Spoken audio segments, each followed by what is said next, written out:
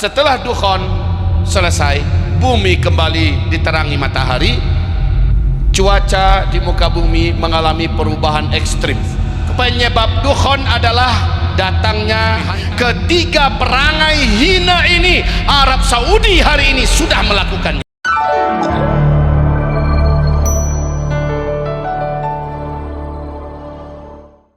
Kiamat ada 10 ya. Ini tanda besar kiamat. Yang pertama yaitu apa tadi? Dukhon. Apa itu dukhon? Dukhon ini kabut debu bersatu dengan asap yang sangat tebal membungkusi atmosfer bumi kita ini, dan bumi gelap segelap-gelapnya. Sabda Rasulullah, gelap yang kalian jalani karena dukhon ini lamanya 40 hari 40 malam. Orang tak bisa melihat apa-apa. Di masa dukhon ini asap itu teramat sangat panas kaum muslimin. Sudahlah panas, tebal lagi, bersatu dengan partikel-partikel debu dari daratan bumi yang membumbung ke langit. Jadi asap dan debu itu bersatu. Ini disebut dengan dukhon. Panas. Khusus orang kafir, orang munafik, ahli maksiat, pencinta dosa, pengikut hawa nafsu, aliran-aliran sesat, orang-orang yang zalim dan para penjahat, mereka ini kata Allah dalam Al-Quran tersiksa habis dukhon. Panas sepanas-panasnya. Paru-paru dan jantung mereka bagaikan hangus terbakar, tapi Allah tak izinkan mereka mati. Kulit mereka melepuh seperti mereka masuk ke dalam oven. Dari lubang hidung mereka mengeluarkan asap, dari mulut mereka mengeluarkan asap, bahkan dari lubang telinga, lubang dubur mereka mengeluarkan asap. Mereka sangat tersiksa, tapi Allah tak biarkan mereka mati. Namun kata Rasulullah, dalam dukhon ini, kegelapan yang 40 hari 40 malam itu, seluruh orang-orang yang beriman yang sebelum kejadian ini amal solehnya banyak. Seluruh orang beriman, laki-laki wanita, yang sebelum kejadian ini amal solehnya banyak, menjauhkan diri dari dosa dan maksiat. Berkat iman dan amal soleh yang dimilikinya, Allah lindungi dia dari keras dan dahsyatnya, hebatnya tekanan dukhon ini. Dia tetap aman. Paling lemes aja karena lapar ya. Dalam kegelapan itu mau cari makanan kemana? Di siang hari bolong kata Rasulullah, kamu dekatkan telapak tangan kamu ke arah wajah, lam yakad yaraha, tak sedikit pun dari wajah ini, dari telapak tangan ini bisa dilihat. Pada itu siang bolong pak. Seandainya bapak hidupkan senter lilin, itu paling-paling hanya jarak sejengkal, saking tebalnya partikel-partikel asap dan debu, udahlah ketutup gelap gulita. Bayangkan, tetapi berkat iman dan amal soleh, bapak tidak terpanggang, ibu tidak hangus, kulit bapak juga tidak melepuh ya. Bapak bisa menghirup oksigen dengan normal dan baik, alhamdulillah. Tapi itu berkat iman dan amal soleh. Makanya saya katakan tadi, kalau udah terjadi baru kita melakukan persiapan, terlambat. Harusnya persiapan itu di sini, mempersiapkan diri dengan iman dan amal soleh yang sejadi-jadinya, seperti yang dilakukan oleh para sahabat ya. Jadi dukhon ini berapa lama? 40 hari 40 malam. Setelah dukhon selesai, bumi kembali diterangi matahari, cuaca di muka bumi mengalami perubahan ekstrim. Kemarau yang panjang, hujan langka dan susah turun, kering sungai-sungai di mana-mana, tanah menjadi retak-retak, panen menjadi gagal, hewan ternak pada mati, dan manusia mulai mengalami krisis pakan. Makanan mereka langka didapat, dan sampai ke tingkat orang akhirnya terpaksa harus brutal dan ganas mencari siapa yang punya makanan, akan dibunuh demi mendapatkan makanan itu. Padahal tetangga dulu bersahabat dengan tetangganya. Dalam hadis Sahih Bukhari, di masa setelah ini mereka akan menjadi brutal, mereka akan membunuh tetangganya demi sesuap makanan yang ada di tangan tetangga. Ini parah pak. Tapi orang-orang beriman saat ini terjadi, mereka tidak akan saling membunuh, mereka akan saling menjaga. Dan makan minum kalian pada saat itu kata Rasulullah adalah zikir dan doa. Berapa lama penderitaan ini? Lebih kurang 2 tahun. Kemudian muncullah fitnah yang terbesar sejak Adam diciptakan Allah sampai hari kiamat, yaitu hadirnya dan munculnya Dajjal ke tengah-tengah manusia. Tadi saya sampaikan 10 tanda besar kiamat. 10 tanda besar kiamat akan ada yang memancing memutus simpulnya, betul tidak? Akan ada yang memancing putus simpulnya, sehingga tanda besar yang pertama muncul, yang kedua menyusul, dan seterusnya. Ingat tidak dari itu? Nah, simpulnya itu apa? Ternyata kata para sahabat seperti Ibnu Abbas, penyebab dukhon adalah datangnya hantaman meteor. Ini ya, datangnya hantaman meteor dari ruang angkasa menabrak daratan bumi, sehingga terjadilah dukhon. Meteor ini menimbulkan efek yang luar biasa ke muka bumi, Pak. Seluruh listrik semuka bumi padam dalam waktu yang sangat lama dan panjang. Semua teknologi shut down, berhenti semua teknologi. Satelit nggak bisa berfungsi dan sebagainya. Jadi penyebab dukhon adalah meteor. Kata siapa ini?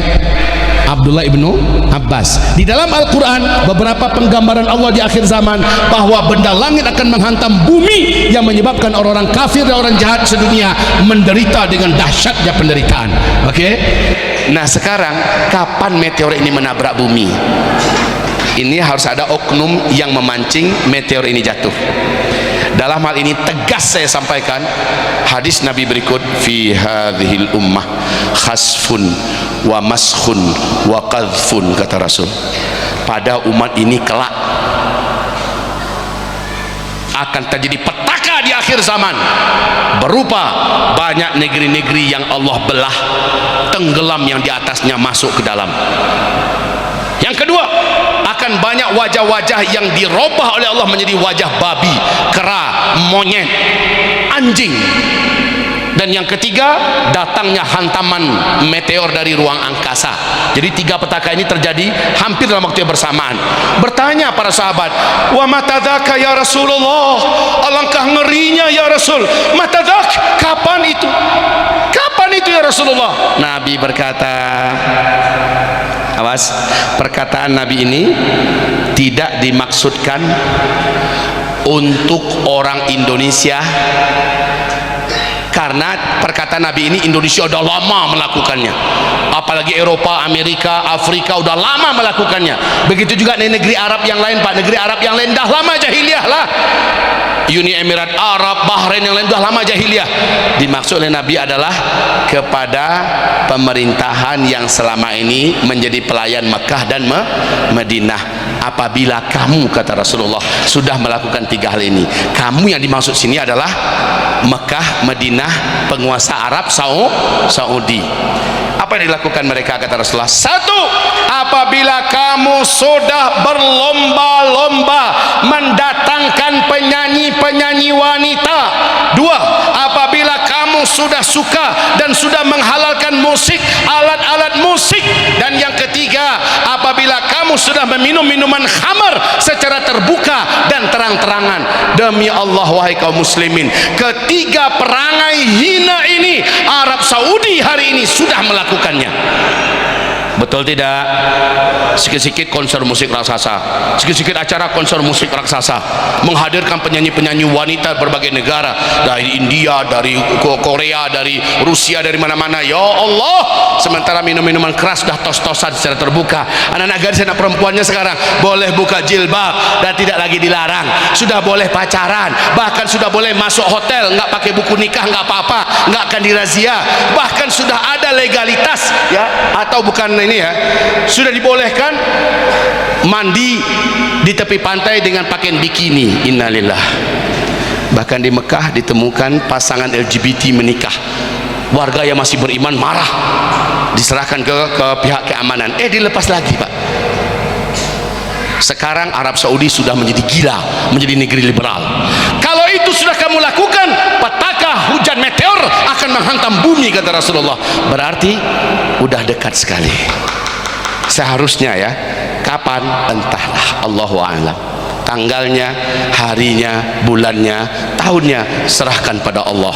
Yang jelas pemicunya adalah penguasa Arab Saudi hari ini, Pak, karena di sanalah yang paling terakhir masih mempertahankan norma-norma dan syariat Islam. Sekarang Arab Saudi resmi menolak syariat Islam.